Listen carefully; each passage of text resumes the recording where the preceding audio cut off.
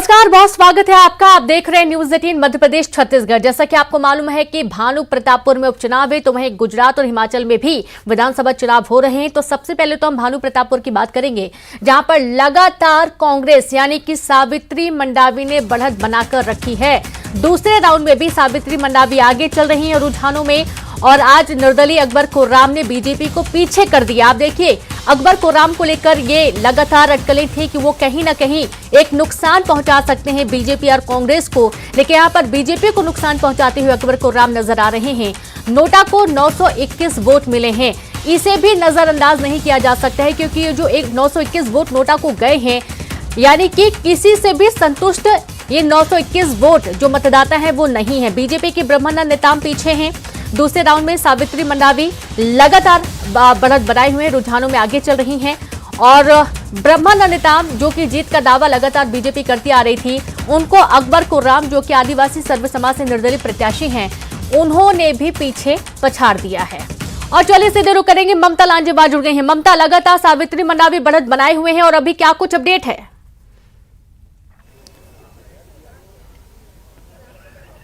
बिल्कुल, देखिए तीसरे राउंड की गिनती शुरू हो चुकी है, और तीसरे राउंड में भी अगर हम की बात करें तो तीसरे राउंड में अगर ओवरऑल देखा जाए तो ओवरऑल में जो है वो सावित्री मंडावी जो है वो आगे बढ़त बनाते हुए नजर आ रही है। अकबर कुर्राम कड़ी टक्कर दे रहे हैं, और जिस तरीके से सर्व आदिवासी समाज ने उन्हें खड़ा किया था कि जो आरक्षण है जो कम हुआ है उसको लेकर उनकी नाराजगी जो है दोनों पार्टियों से है, बीजेपी से भी है और कांग्रेस से है, और यही वजह है कि हमने अपना प्रत्याशी खड़ा किया है। जाहिर तौर पर वो जो कह रहे थे उसका असर इस पे दिखाई दे रहा है, और अकबर कुर्राम जो खड़े हुए हैं, भले ही वो कह रहे थे कि और भी जो इश्यूज हैं वो भी एक मायने रखते हैं, लेकिन कहीं ना कहीं जो आदिवासी आरक्षण जो 32% से 20% हुआ है उसका असर इसमें दिखाई दे रहा है। और कहीं ना कहीं अगर आदिवासी समाज ने जो उन्हें, चूंकि रिजर्व सीट ही है और तीनों ही जो कैंडिडेट हैं वो आदिवासी ही है, लेकिन जिस तरीके से अकबर कुर्राम को जो सपोर्ट मिला है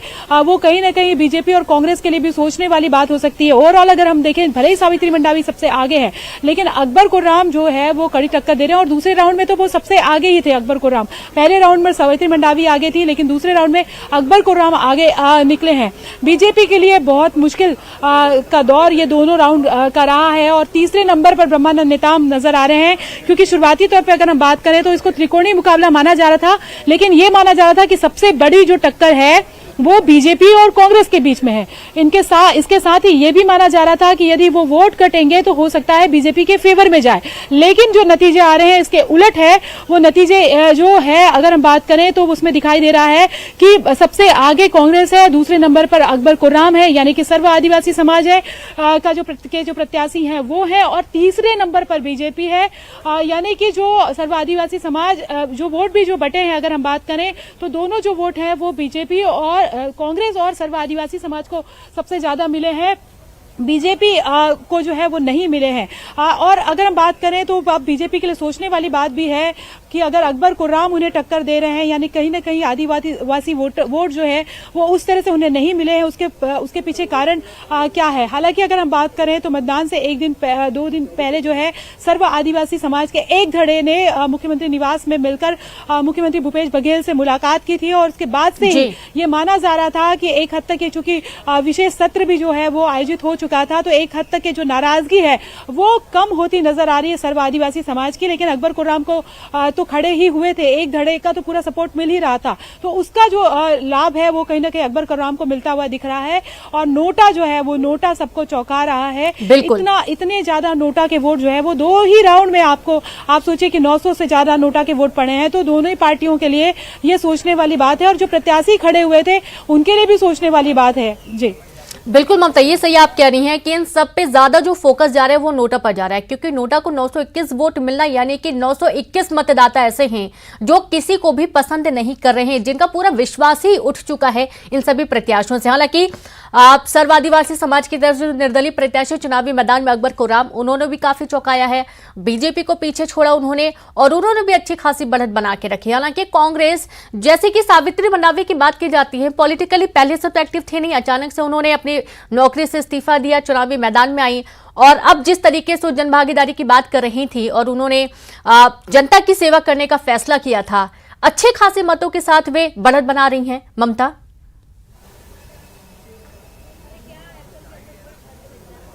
बिल्कुल देखिए, और अगर हम बात करें तो 5,500 से ज्यादा वोटों से सावित्री मंडावी आगे हैं। और अभी दूसरे राउंड की अगर हम बात करें तो ये जो अंदर से जो हमारे सूत्र कह रहे हैं करीबन 7,000 के करीबन से वो आगे चल रही हैं। हालांकि जो फाइनली जो आंकड़े आएंगे उसके बाद में और भी ज्यादा कहा जा सकता है। लेकिन अभी एक बार फिर से हम आपको बताना चाहेंगे कि दूसरे राउंड में अगर ओवरऑल अगर हम बात करें तो 5,812 जो वोट है उससे सावित्री मंडावी जो है वो आगे हैं। ब्रह्मानंद नेताम 2,978 वोटों के साथ में है और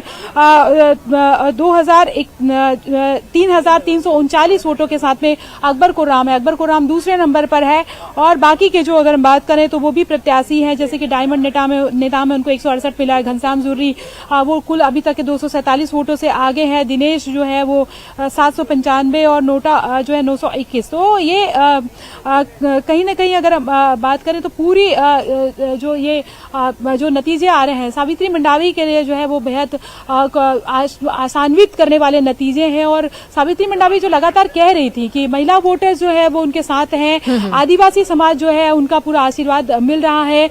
और इसके साथ ही उनका कहना था कि मनोज मंडावी ने जो काम किए हैं मुझे ऐसा लगता है कि पूरा आशीर्वाद भी मिलेगा। एक चीज और देखने को मिल रही थी, जब हम भानु प्रतापपुर उपचुनाव में लगातार हर जगह जब जा रहे थे और ग्राउंड रिपोर्ट ले रहे थे तो कुछ लोगों का ये भी कहना था जो धड़ा इस तरीके से था आम जनता से, जो अगर हम बात करें उनका कहना था कि हमने मनोज मंडावी को 5 सालों के लिए चुना हुआ था। ये इस तरीके से जो भी जिस तरीके से अचानक से ये चीज हुई और मनोज मंडावी का निधन हो गया तो उसके बाद में हम ये मान करके चल रहे हैं कि अगला जो साल है वो मनोज मंडावी के नाम पे ही देना चाहिए।